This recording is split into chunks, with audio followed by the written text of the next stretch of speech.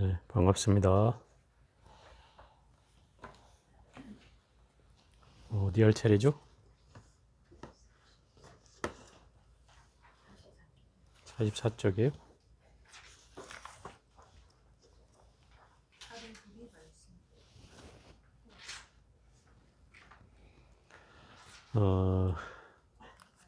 이 12품은 저번 시간에 한 걸 좀 요약해 보면 동방 묘의세계에 계시는 아촉부를 보는 품이 이제 이 12품의 내용이고, 왜 이 아촉불 품이 등장하냐면 유마고사가 그 묘의세계에서 이 동방 아촉불 세계에서 오셨다는 뜻이에요. 그걸 설명해 주기 위해서 이제 이 장이 필요한 거고, 또 그 세계가 어떤 세계인지를 이제 보여주고 있는 거죠. 그래서 이 유마거사가 이 손바닥 안에다가 이 묘의 세계의 모든 그 모습을 이 손바닥 안에서 보여준다 이 말이에요. 사실 신통력으로 대중들에게 보여주는 거지만 여기서 그 신통력이 중요한 것이 아니라 결국 이 묘의 세계에 대한 내용이 더 중요한 거다. 이 아촉불이라는 존재는 제가 전번 시간에 얘기했지만 그 한 스님이 수행을 통해서 분노를 극복하고 진해를 극복하고 이 아촉불이 되었다. 그래서 이분의 그 아촉불이란 말의 뜻이 무동불 또는 무노불이라고 해서, 무동은 움직이지 않는다는 뜻이거든요. 어떤 평지 풍파에도 내 마음이 흔들리지 않는 걸 말한다. 그게 무동이다 이 말이죠. 또 무노불이라는 건 분노가 없는 부처님이다 이 말이에요. 진해를 전혀 내지 않기 때문에 무노불이라고 한다. 그걸 극복했다는 것이죠. 그래서 이 아촉불의 세계는 묘의 세계라고 하잖아요.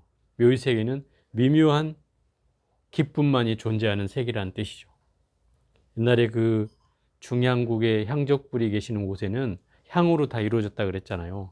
향으로 모든 게 이루어졌고 그 향 냄새로 모든 법문이 설해지고 향으로서 모든 말들이 전해지는데, 이곳은 기쁨으로 이루어진 세계여서 늘 끊임없이 즐거움과 뭔가 세상에 괴로움이라는 건 존재하지 않는, 슬픔이라는 건 존재하지 않는 그런 세상이 바로 묘의 세계다. 그래서 그 묘의 세계를 보여주고 그 묘의 세계에 대한 그 광경을 본 이 제자들이나 불보살들이 나도 저곳에 태어나고 싶다는 발언을 하는 순간 석가모니 부처님께서 바로 수기를 주신다 이 말이에요. 너는 장차 바로 저 묘의 세계에 태어날 수 있으리라, 이렇게 그 수기를 줬단 말이에요. 발언만 하는 순간 바로 이제 수기를 줬다는 거예요. 그러면 반대로 생각해 보면 우리가 그 이 사바 세계에 태어난 뜻도 있단 말이죠. 그죠? 사바 세계에 태어난 뜻이 뭘까요? 응? 적절하게 괴로움이 있고 적절하게 즐거움이 있는 곳이 사바 세계잖아요. 그러면 그걸 뚫고 뭔가를 노력해서 얻을 수 있는 가치를 주는 곳이잖아요. 만약에 내가 너무 즐거움만 있다면 노력할 가치가 없겠죠. 없어요. 여러분 극락세계에 가도 좋은 것이 아닌 것이, 거기 가면 그냥 놀고 먹는 거야. 아, 나 평생 놀고 먹는 게 소원이야. 그러면 극락세계 가면 돼. 너 할 일이 없어. 거기는 예를 들어서 그 뭡니까? 내원이라고 하는 곳이 있어요. 내원. 응? 도솔천에도 내원궁 이렇게 하잖아요. 또 극락세계에도 내원이라는 곳이 있어요. 이곳만 열심히 공부해. 이곳만. 이곳에 들어가는 사람은 특별한 자기의 업력을 닦아서 자기 수행력이 최고조에 이른 사람들이 가는 곳이에요. 수행력으로. 이건 남이 닦아줘서 가는 데가 아니에요. 내가 닦아서만 가야 되는 곳이에요. 도솔천 내원궁에 들어가면 매일 부처님 법문을 들어요. 매일. 그리고 그거를 열심히 닦고 수행을 해야 돼. 그곳에 가는 순간. 안 하면 거기에 있을 자격이 없어요. 매일같이 법문을 들으면서 공부를 하는 곳이에요. 마찬가지로 극락세계 내원도 마찬가지예요. 그런 곳이에요. 그러니까 그곳을 제외하면, 예를 들어서 극락세계도 왜 상품 상생, 뭐 상품 중생, 하품 하생, 하품 중생 뭐 이런 거 있잖아요. 9단계의 지옥이 있는데 하품 하생은 어떤 거냐면 극락세계의 연못을 장엄하는 연꽃, 연밥이 내가 될 수가 있어. 연밥. 연밥은 즐거울까 괴로울까요? 근데 그냥 즐거워. 연밥이 돼 있어도 괴롭진 않아. 여러분이 연밥이 돼 있다면 괴로워할지는 모르겠는데 그 극락세계는 그렇다면 심지어 깨구리 한 마리가 돼도 괴롭지는 않아. 그냥 장엄물일 뿐이다 이 말이죠. 그러니까 하품 하생은 그냥 그 극락세계를 장엄하는 정도의 역할을 하는 거예요. 연못의 한 물품 뭐 이런 것 정도. 그럼 이제 상품 정도 올라가야 그 내원 근처에 머문다 이 말이에요. 내원 근처에서 부처님 법문이라도 듣고 그나마 귀동량이라도 할 수 있어. 공부는 설사 못하더라도. 그런데 이 중품 이하로 내려오면 이제 중품까지는 말소리가 들린다 그러죠. 아니 하품도 듣긴 들어요. 듣긴 듣지만 어떻게 해볼 도리가 없잖아요. 하품에 내가 뭐 연밥이면서 뭐 부처님 말씀 들어봐야 뭐가 들어오기는 하겠어요. 그런 경우다 이 말이죠. 괴롭지는 않지만 극락세계도 이렇게 차별이 있다 이 말이죠. 그렇기 때문에 우리가 이 부처님 세계에 태어난다고 하는 것은 굉장한 근기가 있어야 된다 이 말인 거죠. 더군다나 이 유마거사가 하는 말로 치면 내가 그 묘의세계, 동방세계에 태어나고자 하는 발언을 하는 순간 이미 석가모니불께서 증명을 해주고 그리고 수기를 준다 이 말이죠. 여러분도 발언을 해보라 이 말이에요. 혹시 여기에 태어나서 기쁨으로 이루어진 세계에서 다시는 이 사바세계에 안 태어날지 알 수가 없는 일이지만 일단 그런 발언을 해야 된다는 것이죠. 부처님께서 44쪽 사리불에게 말씀하셨다. 그대는 저 묘의 세계와 무동부를 보았는가? 이 묘의 세계는 동방의 묘의 세계고 무동부는 아촉부를 얘기하는 거죠. 지금 그걸 보여줬잖아요. 유마거사가 신통력으로 손바닥 위에 다 보여줬단 말이에요. 부처님이 사리불에게 묻는 거예요. 너 지금 묘의 세계 무동부를 보았냐? 그러니까 당연히 보았겠죠. 보았습니다. 세존이시여. 일체 중생이 청정한 불국토 얻기를 무동불처럼 하고 신통력이를 얻기를 유마일처럼 되고자 합니다. 그러니까 청정한 불국토를 얻는 것은 무동불처럼 하고 무동불이 사는 세상이 청정한 불국토니까 그것처럼 얻기를 바라고 또 신통력은 또 유마일을 따라갈 자가 없으니 신통력은 유마일처럼 되기를 바란다. 세존이시여 저희들은 기쁘게도 좋은 이익을 얻어 이와 같은 분을 가까이 하고 공양할 수 있게 되었습니다. 중생들이 만약 지금이나 혹은 부처님께서 열반하신 뒤에라도 이 경전을 듣는 사람은 좋은 이득을 얻을진데 하물며 이미 듣고서 믿고 이해하며 받아지며 독송하고 해설하며 법답게 행함에 이르겠습니까? 결국 이 대목은 그런 거죠. 대승경전에 관통하는 후반부에 가면은 관통하는 내용들이 등장하는데 금강경도 그랬고 원각경도 그랬고 또 우리가 배운 게 뭐였죠? 하여튼 경전마다 이 대승경전에 등장하는 모든 내용은 바로 이 대목이 나온다 이 말. 첫째, 경전을 잘 수지하고 잘 읽고 외우고 독송하고 그 다음에 잘 베껴 쓰고 그 다음에 위타인설, 다른 사람을 위해서 이 한 구절의 개송이라도 설명해 줄 수 있다면 이게 모든 경전에 대승경전에 통용되는 5가지 수행 방법이에요. 잘 받아지니는 것도 수행이에요. 잘 받아지인다는 것은 그냥 휴대만 하는 것이 아니라 그 경전의 내용을 잘 이해한다는 뜻이죠. 잘 받아지인다는 것. 그리고 잘 읽고 그 다음에 잘 외우고 외우는 것도 옛날에는 이게 수행이었어요.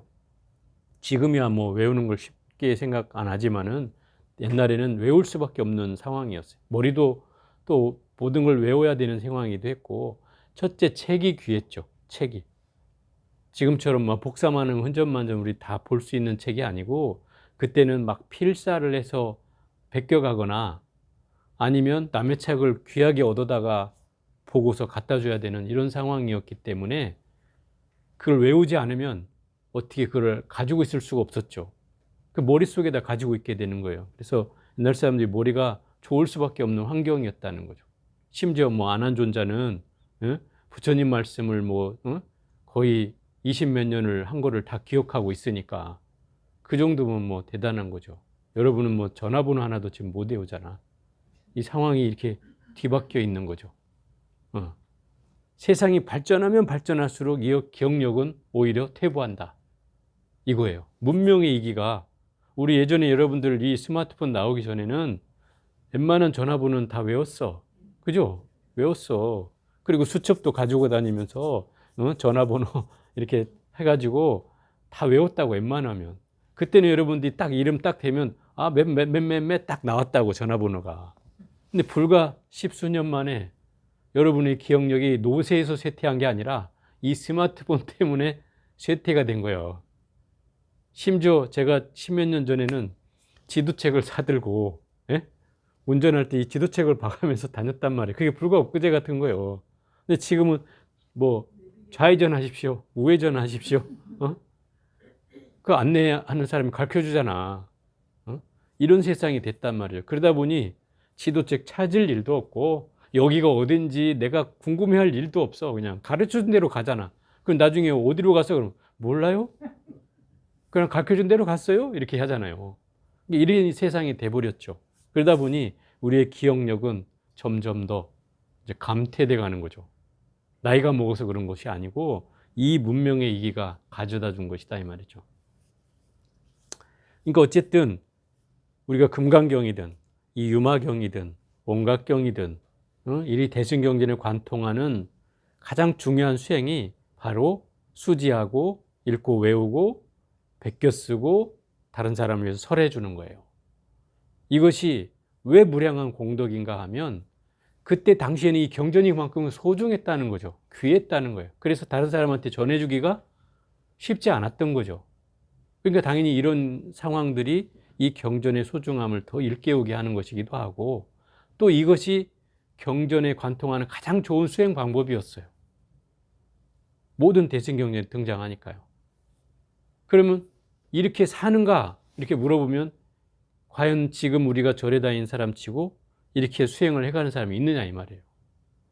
제가 여기서 뭐 면담을 10여 년 정도 했지만 그 면담한 사람 가운데 뭔가 공부를 자기가 하고 있다라고 얘기하는 사람들은 주로 법화경을 뭐 법화정서에서 받아가지고 그걸 사경하고 있거나 아니면 매일 이게 천수경을 하면서 자기가 새벽에 기도를 매일 하는 분이 있거나 요 정도는 이제 자기가 하고 있는 거예요. 매일 일과로 하고 있는 분들이 있었어요.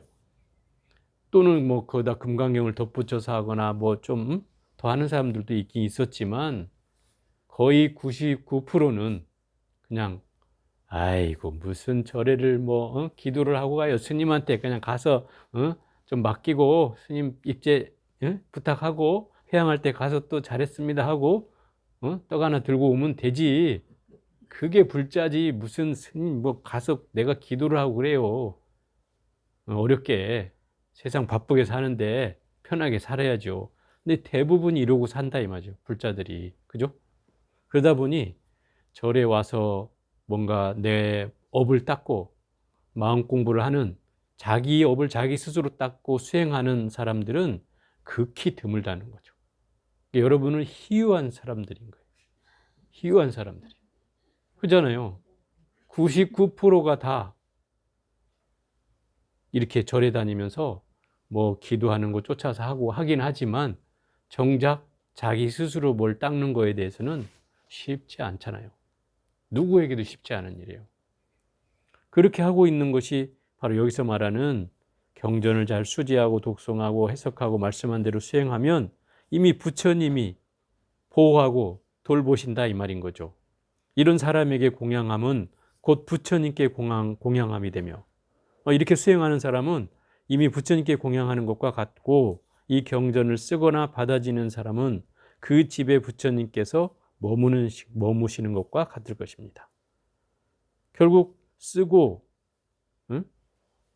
그 다음에 받아 지니고 읽고 외우고 다른 사람에게 그것을 설명해주고 또 그대로 말씀대로 수행을 한다면 모든 부처님께 공양 올리는 것이 되며 모든 부처님이 또 보호해주고 나를 돌봐주신다. 이렇게 얘기하고 있는 거죠. 그러니 우리가 이 공부를 해가면 모든 불보살들이 나를 외호해 준다는 뜻이죠. 만약에 이 경전을 듣고 기뻐하는 사람은 일체지를 얻게 될 것이고, 일체지는 이제 부처님께서 깨달으신 보편적인 지혜를 말하는 거예요. 만약 이 경전을 믿고 이해하며 내 구조를 한 개송이라도 다른 사람에게 일러준다면 이 사람은 곧 안육따라 삼맥삼보리를 얻는다는 수기를 받을 것입니다. 이 안육따라 삼보리를 얻는다는 수기를 받는다는 말은 이제 보리심을 내어서 깨달음을 얻게 된다는 걸 약속받는다는 뜻이죠. 약속을 받는다는 뜻이에요. 그러니까 우리가 보살이라는 사람은 어떤 사람인가? 이걸 얘기한다면 발보리심을 한 사람이 바로 보살이다. 발보리심. 이걸 줄여서 하면 발심을 한 사람이 바로 보살이다. 이 말이에요. 발심이라는 얘기는 들어봤죠? 발심을 좀 더 풀어놓으면 보리심을 내는 거예요. 그럼 보리심을 내는 건 뭐예요? 깨닫는 마음, 지혜의 마음을 일으키는 거다 이 말이에요. 근데 이것이 없는 마음을 일으키는 게 아니고 여러분이 가지고 있는 각성, 그 보리심을 내라는 거예요. 분명히 여러분은 아까도 뭐 참여할 때 나왔지만 내가 이미 부처라고 했잖아요. 부처. 그죠? 부처야 이미. 그런데 내가 부처라는 사실을 모를 뿐이에요. 왜? 내 앞에 업의 장막이 쳐져 있어서 그게 보이지 않을 뿐이에요. 내가 부처라는 사실이. 그럼 업의 장막을 다 걷어버리면 나는 본래 부처라는 사실을 알겠죠. 그게 이제 깨달음이에요. 근데 그러기 위해서는 내가 있다는 사실을 믿어야 해.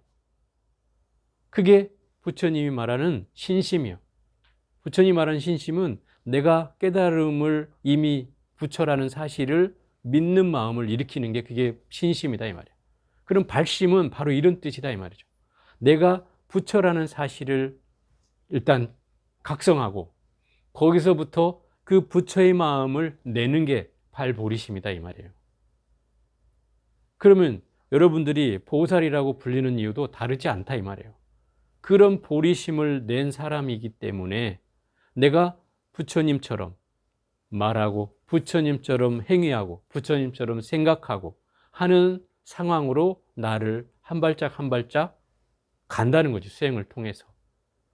그러면 그게 보살행자예요. 보살행을 하는 사람이다 이 말이에요. 그렇게 하는 것을 발보리심이라고 한다. 그러니까 그냥 마음만 내면 되는 게 아니라 이미 내가 가지고 있다는 사실을 확신하고 그걸 각성한 채 그 마음으로 내 향기를 뿜어내는 거다. 부처님의 향기를 뿜어내는 거다. 그게 발보리심 하는 것이다. 그게 보살이고 그런 보살의 마음이 결국 부처님이 여기서 얘기하는 내용에 안욕따라 삼맥삼보리심을 얻는다는 수기를 준다는 대목이 바로 그 대목이다 이 말이에요. 자, 13 법공양품입니다. 이 법공양품은 공양이라는 말에 대해서 우리가 좀 더 생각해 보게 되는 구절이기도 한데 법공양 이러면 부처님의 가르침을 전하는 것. 단순하게 생각하면 부처님의 가르침을 다른 사람에게 전하는 게 법공양이에요. 또 부처님의 가르침이 담겨 있는 경전이나 책을 선물하는 것도 법공양이에요. 그죠? 또 부처님이 말씀하신 내용을 실천해 가는 것도 법공양이에요. 또 불법을 증장하기 위해서 경전을 뭐 복사하거나 이래서 그것을 공양 올리고 사람들에게 나눠주는 것도 또한 법공양이에요. 이 법공양은 뭐 말이 공양이지 정신적인 것, 물질적인 것 모든 걸 포함해서 다 법공양이라고 할 수 있다. 이런 거죠. 그래서 이 법공양이 나온 이유가 있어요. 그거를 좀 읽어가면서 한번 보도록 하겠습니다. 그때 석재환인이 대중 가운데서 부처님께 말씀드렸다. 세존이시여, 저는 부처님과 문수사리에게 백천의 경을, 수많은 경을 들었지만 지금까지 이렇게 불가사의하고 신통자제하며 결정적인 실상의 경전을 들어보지 못했습니다. 실상의 경전은 이제 현상계를 말하는 게 아니라 보이지 않는 세계를 얘기하는 경전이다 이런 뜻이죠. 제가 부처님께서 설하신 뜻을 아는 바로는 만약 어떤 중생이 이 경전의 가르침을 듣고서 믿고 이해하며 받아지며 독송한다면 반드시 이 법을 얻게 될 것을 의심치 않거늘 하물며 설하신 바와 같이 수행하는 사람이야 말할 나위 없을 것입니다. 이 사람은 온갖 악취를 막고 모든 선문을 열어 선의 과보로 항상 재불의 보호를 받을 것이며 모든 외도들을 항복받고 마군을 꺾어 물리치고 보리를 닦아 도량에 편안히 머물며 여래께서 수행하신 자취를 밟아 실천할 것입니다. 어떤 사람들이 그렇다는 거예요. 이 경을 읽고 믿고 이해하고 받아 지니고 독송하고 이걸 수행해가는 사람들이 그렇다는 거예요. 누가 얘기한 거예요 이게? 석재환인이라는 분이 얘기했다. 자, 석재환인이라는 분이 어떤 분이에요? 들어본 적 없어요? 석재환인? 석재환인은 제석천을 이제 석재라고 거꾸로 쓴 거예요. 제석천. 환인은 누구예요 그러면? 제석천의 왕이에요. 제석천 왕이 환인이야. 자, 재밌는 얘기 한번 해볼게요.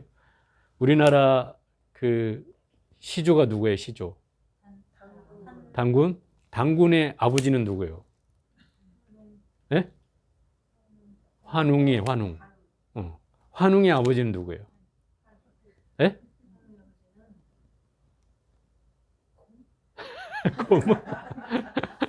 환인이야. 환인. 환인이야. 자, 한번 잘 생각해봐요. 그러면 이 제석천의 왕이 환인이라고 했죠? 그러면 우리는 제석천의 자손이란 뜻이요. 이해가 돼요? 이게 이제 삼국유사에 나와, 실제로. 삼국유사에 보면 이런 스님이 그렇게 썼어. 단군의 아버지는 환웅이요. 환웅의 아버지는 환인이다. 그 환인은 제석천의 왕을 환인이란다. 그래서 우리는 하늘의 정기를 받은 그런 민족이다.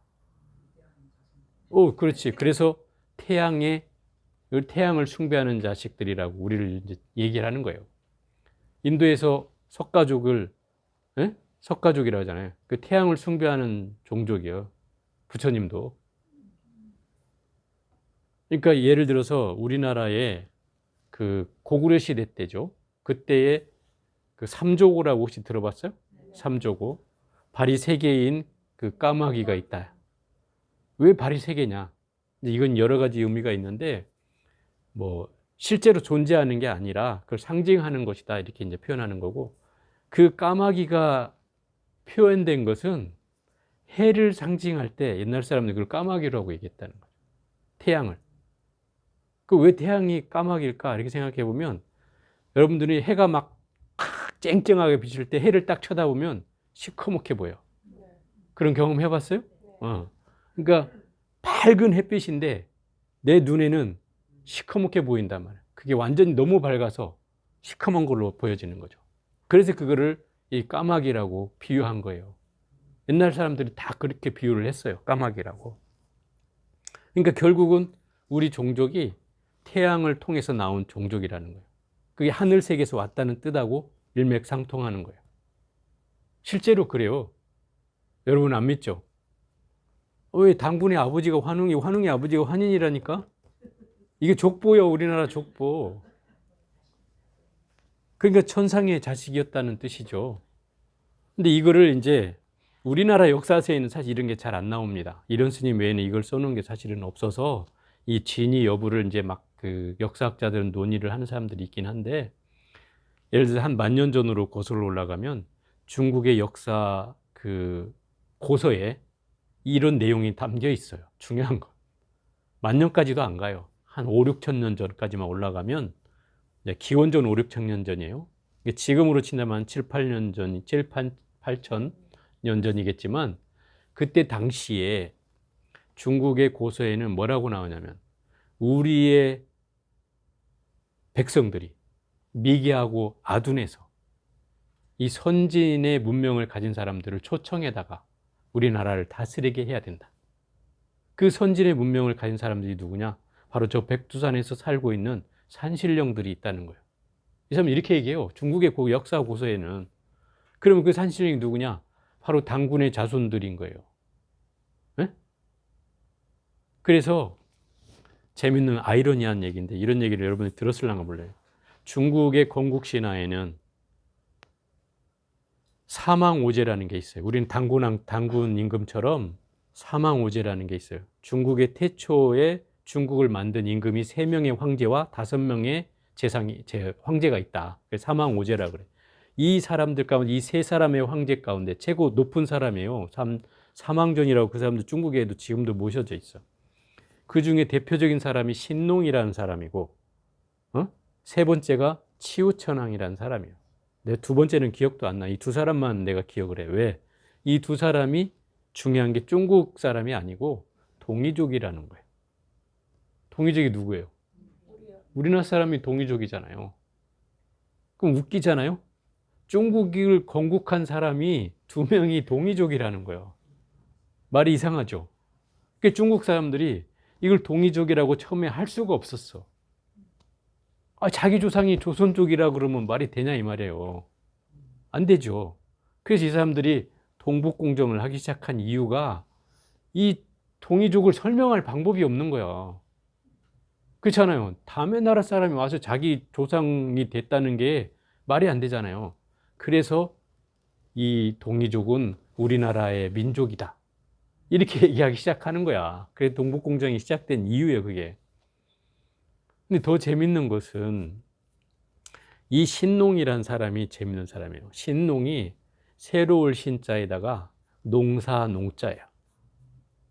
이게 무슨 얘기냐면 이 신농이란 사람은 이 한의학에도 조예가 깊었지만 신농본초라는 그 책, 본초 강목의 전신이 바로 그거예요.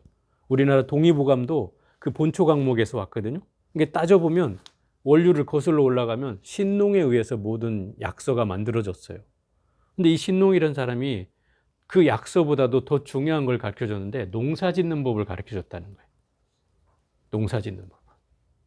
그러면 이 사람들에게 농사 짓는 법이 없었다는 뜻이겠죠. 그래서 이 신농이라는 사람이 농사 짓는 법을 가르쳐 줬다는 거예요. 그러면 이미 동이족은 농사 짓는 법을 알고 있었다는 뜻이겠죠. 이렇게 되는 거예요. 그래서 원래 이제 정설로 내려오는 그 얘기에는 벼농사를 중국에서 제일 먼저 지었다. 이게 역사적인 정설이에요, 원래. 근데 최근에 한 20, 30년 전에 우리나라 그 구석기 시대의 문화를 유적 조사하다가 탄 벽시가 한 군데도 아니고 몇 군데서 발견이 됐어, 우리나라에서. 그러고 난 뒤에 이 정설이 바뀌었어요. 벼농사를 이 한반도 땅에서 더 먼저 지었다는 거예요. 그러니까 역사적으로 이제 증명되고 있다는 거죠, 점점. 중국에는 그 이전의 것이 안 나오니까. 그러니까 결국 이 신농이란 사람이 결국 동이족이었고 이 사람이 이미 벼농사를 질 줄을 알았던 거죠. 그래서 그걸 중국 사람들한테 가르쳐 줬다는 거예요. 그래서 신농이라고 이름이 불린 거예요. 또 그 세 번째 황제인 치우천왕은 어떤 사람이냐면 붉은 악마 들어봤어요? 우리나라 축구하면 붉은 악마 나오잖아요. 그 붉은 악마에 그려지는 얼굴이 바로 치우천왕이에요. 정말 아이러니한 거예요, 이게. 그럼 왜 치우천왕이 거기에 그려질까? 이 사람은 전쟁을 아주 좋아했어요. 치우천왕. 전쟁을 즐겼어요. 그러니까 할아버지하고도 전쟁하고 아버지하고도 전쟁하고 이런 사람이에요. 그래서 모든 적을 물리치는데 아주 1등 공신인 사람이죠. 그래서 이 적을 물리치는 이 운동을 하는데 이 깃발로 아주 손색이 없어진 거죠. 그래서 이 치우천장이 등장하는 거예요. 더군다나 이 사람이 동이족이라고 하니까. 그래서 이 붉은 악마의 원조가 결국 치우천왕인 거예요. 따져보면. 이런 역사적인 맥락이 있다 이 말이에요. 그러니 중국 역사에서 선진 문명을 가진 사람들이 바로 그때 당시엔 동이족이었다는 거예요. 물론 우리가 옛날에는 엄청난 침략을 많이 받았다고 하잖아요. 한 1000번에 넘는 침략을 받았고 또 일제치하 35년 몇 개월을 견뎠고 6.25도 겪었고 수없이 많은 외침과 어려움을 겪었죠. 국난이라는 게 우리는 정권이 바뀔 때마다 하여튼 국난이 있어 왔어요. 수없이 침략을 받았으니까. 근데 한번 생각해 보세요. 이 만리장성이라는 게 왜 쌓였는지 알아요? 만리장성이 쌓인 이유는 그 중국 사람들이 우리나라의 침략을 두려워해서 그 만리장성을 쌓은 거예요. 잘못 알고 있는 상황들이 있겠지만 실제로는 그런 거예요. 우리 옛날에 고구려 시대 이전에 우리의 문명이 훨씬 더 컸다는 거예요. 그리고 만주골판까지 우리 땅이었어, 다. 그럴 때는 중국 사람들은 늘 우리 때문에 두려워한 거예요. 저들이 쳐들어오면 자기 나라를 뺏기니까. 그래서 이 만리장성을 쌓은 거예요. 그 요동성 벌판에다가 만리장성 쌓은 이유가 그거예요. 그래놓고 요새는 이제 그걸 가지고 자꾸 우리나라 땅이 거기까지 다 막 하니까 얘네들이 그걸 막 이어가지고 만리장성 없던 만리장성을 만들어가지고 이렇게 이어놨어.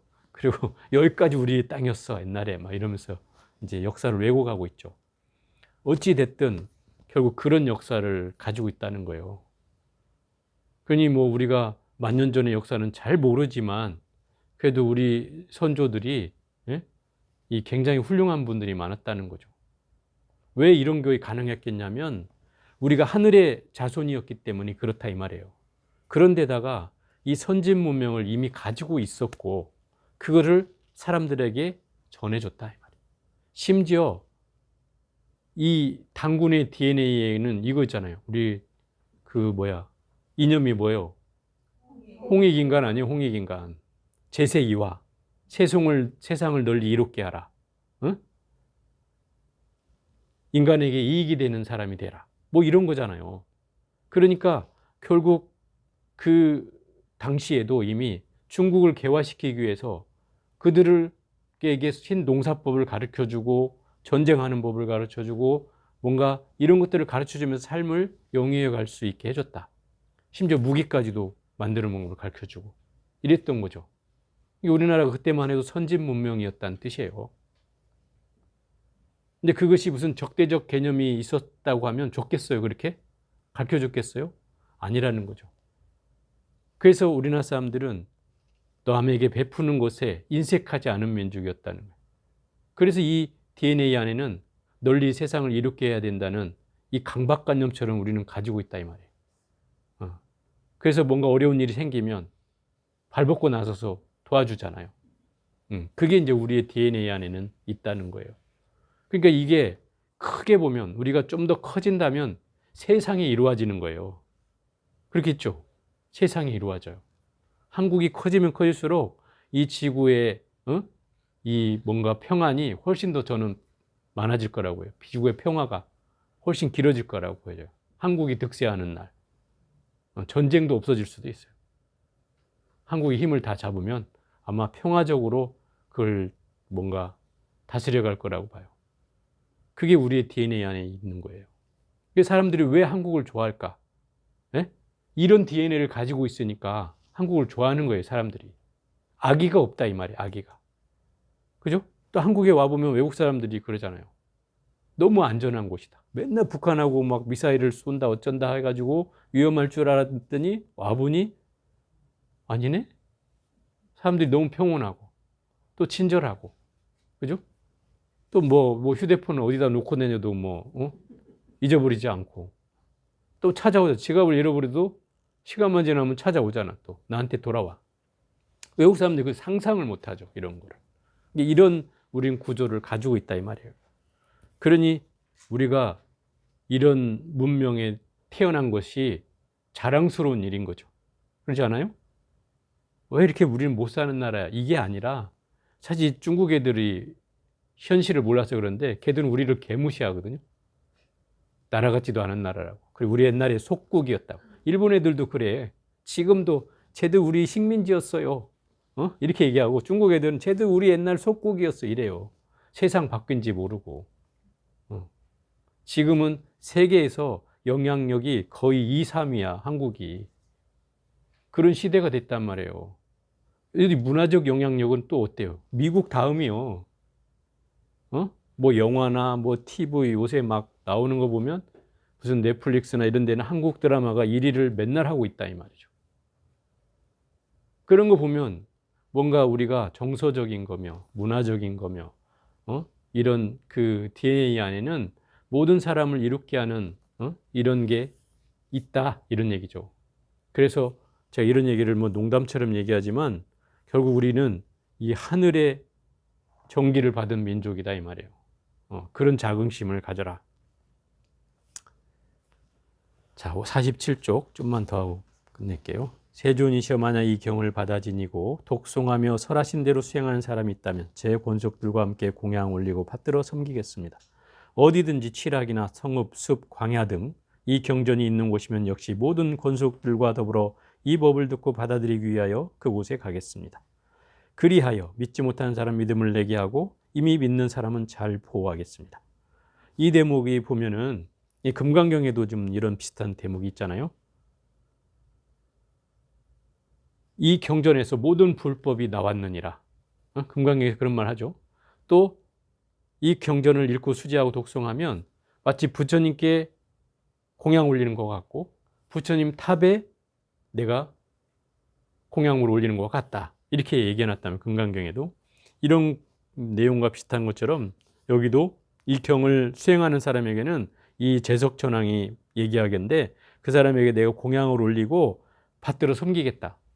이 공부를 한 사람이라면 또 어느 곳에서든 이 경전이 있는 곳이면 내가 이 법을 받아들이기 위해서 듣고 받아들이기 위해서 그곳을 어디든지 가겠다.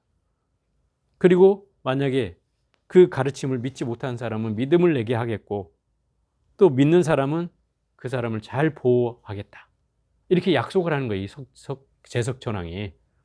그러자 부처님께서 말씀하시기를 훌륭하구나 천재여. 이 천재라는 말이 제석천의 왕이라는 뜻이죠. 황제. 그대가 말한 바와 같이 내가 그대를 도와 기쁘게 하리라. 이 경우 과거 현재 미래의 모든 부처님의 불가사의한 안욱따라 삼맥삼보리를 널리 설한 것이니라.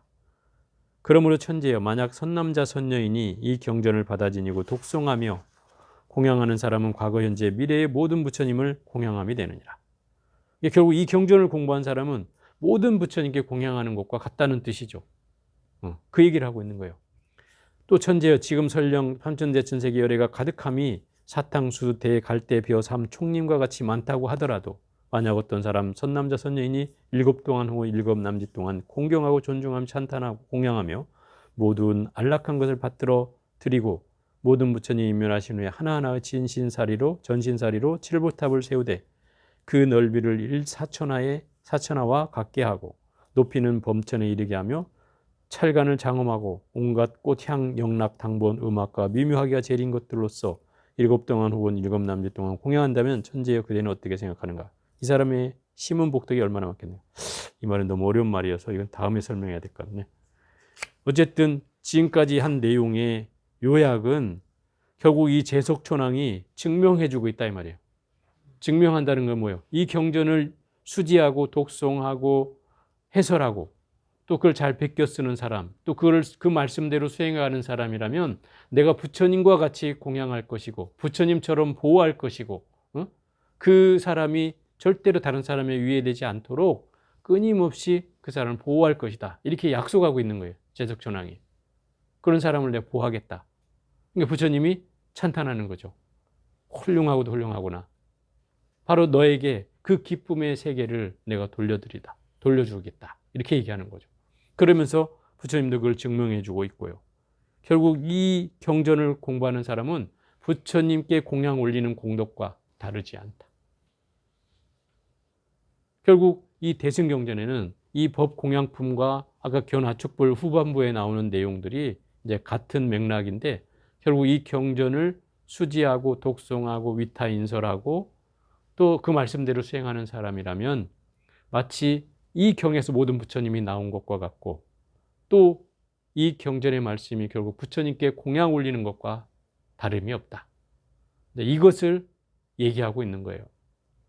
그러니까 우리가 경전을 대하면 이 대승경전에는 가장 핵심적인 내용이 바로 수지, 독송, 서사, 위타인설, 또 그 말씀대로 수행하는 이 내용들이 등장한다는 거죠.